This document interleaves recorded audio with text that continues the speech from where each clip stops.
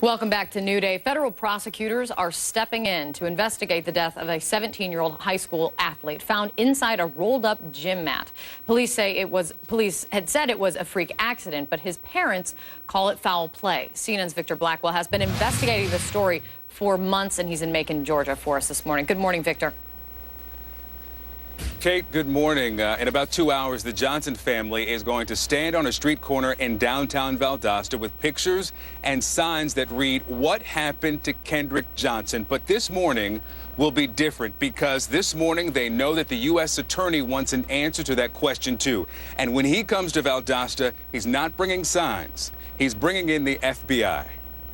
No justice! No peace! No justice! No peace! After months of rallies and protests, an announcement that the family of Kendrick Johnson hopes will lead to what they consider to be justice. At this time, however, I am of the opinion that a sufficient basis exists for my office to conduct a formal review of the facts and investigation surrounding the death of Kendrick Johnson. U.S. Attorney Michael Moore, supported by the FBI, will soon head to Valdosta, Georgia, to conduct a federal investigation into the death of 17-year-old Kendrick Johnson. I will follow the facts wherever they lead.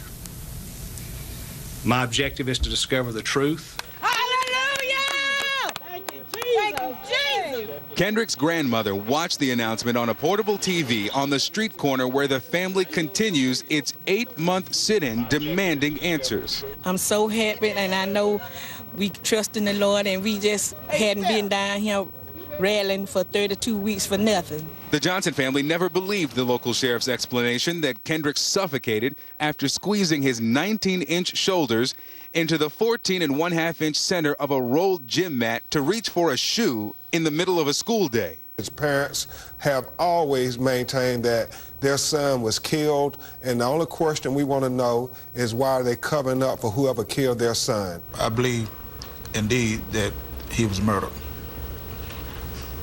Do you have any idea who may have murdered him? No, I don't. That's what we want to get down to the truth. CNN has been reporting on this case for months, uncovering details of the sheriff's investigation, like why these shoes found yards from Kendrick's body were not collected as evidence, and how this blood stain got on this wall in the gym, and why investigators never found whose blood it was. And you don't believe there was a thorough investigation by local authorities, Mr. Johnson? No, I don't.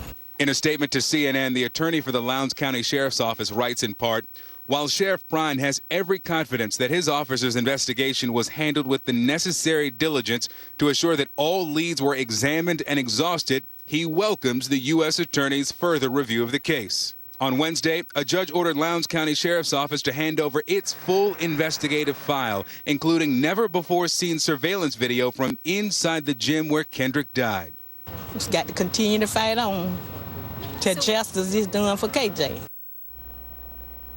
At the start of business, in just a couple of hours, a tech expert will get back to work trying to retrieve hundreds of hours of surveillance from those surveillance cameras, about 48 hours from each of 40 cameras in and around the gym where Kendrick died, will be retrieved and handed over to the Johnsons and to CNN as the result of a lawsuit the Johnsons filed and CNN joined. For the tech-savvy people, it's about a terabyte of data, and it's taking some time to transfer that.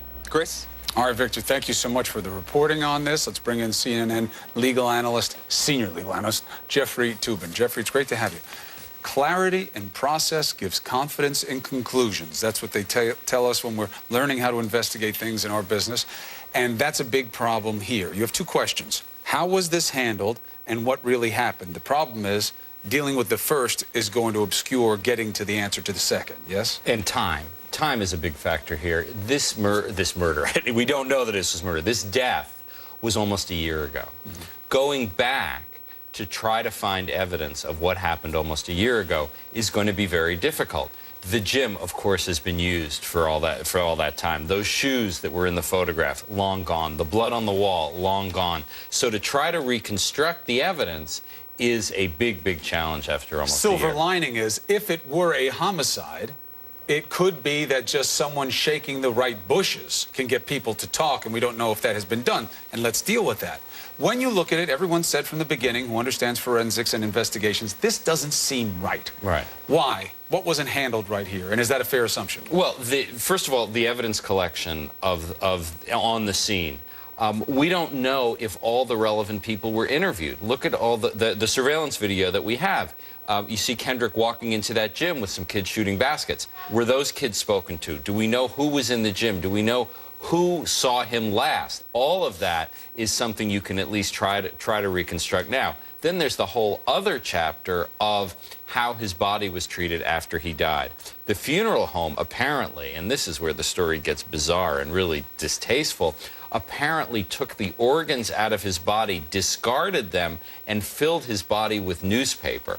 First of all, that's an improper way to handle a dead body, but it also will damage the investigation because some of that, the parts of the body could be relevant in how he died. Have you ever heard of that being done as a protocol? I have never heard of that being done, and I think it's improper. I have heard that funeral homes operate with a great absence of scrutiny, and there's a lot of bad stuff that goes on there, but this seems pretty appalling to me. And then you get to that, as the family made its efforts, you know, they've been doing a sit-in there for weeks and weeks. Right. I mean, the urgency has been consistent from them. They got pushback from the sheriff's office. Fair point. I mean, you can't have this, you can't have the video. Right. You would think, if you were in this office and you said, look, we looked at it, it's an accident, you'd give them everything you could. Not here. But Thoughts? that's not how law enforcement people think. They don't, first of all, they don't like being second-guessed. Second of all, they don't like giving up their evidence. They don't like not being in control of all their evidence. So it is not at all surprising that a relatively small-town sheriff would say to a family, we know better than you. And I think the real tribute to Kendrick's family is they kept at it. They were out there every day. They cooperated with the news media. Frankly, I think Victor in particular deserves a lot of credit for pursuing this story the way he did. And eventually they got a further investigation. Everybody wants to jump to the idea of whether or not it was an accident or homicide, but do you think that the big determination for the federal authorities here is whether or not this was done in good faith? Not really. No, I mean, I think mostly we want to know how he died and whether someone killed him. Well, I know we want to know that, but do you think that for them, the determination most likely will be how the investigation was handled? Right. Well, for starters, they will want to know how the investigation was handled, and that is something that, you know, is always worthy of scrutiny. But I think ultimately why we all care about this case is we want to know how he died and whether someone killed him. And the people like Victor Blackwell who've been on it, you know, this is one of the situations where the media can actually help. This is something worth being a pest about. And you know, we don't always do a good job, but I think this is one we can really be proud of. Long way to go, though. Jeffrey, thank you for the analysis. Always a pleasure. Have a good weekend. You too.